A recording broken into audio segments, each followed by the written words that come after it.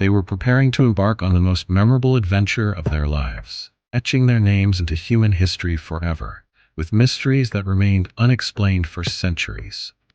Among such expeditions, perhaps the most famous is the expedition of John Franklin, on August 12, 1845, who set out with the hope of completing the missing pieces of the world map.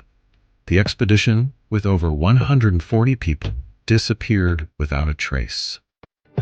However, in recent decades, many important clues have gradually been uncovered, and you must be wondering what happened to John Franklin's lost expedition.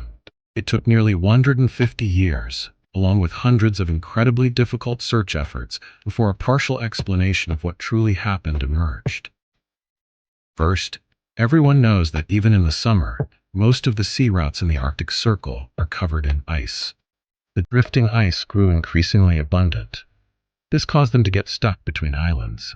The expedition entered one of the densest ice floes in the world and had no chance to correct their mistake. They were locked in by the ice and unable to move further.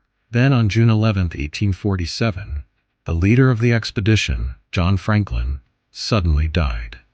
It wasn't until then that the doctors and scientists aboard the ships began to clearly recognize the symptoms of illness and lead poisoning caused by contaminated food. But even so, they had no way of stopping it at that point because they had no alternative food sources.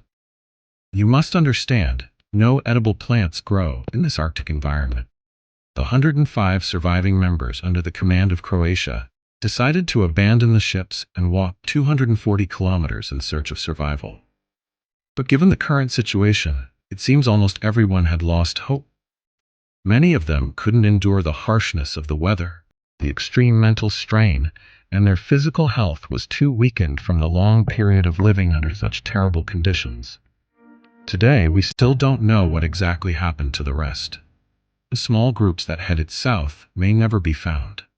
The wreck of the Erebus was discovered in Brampton Bay in a very well-preserved condition.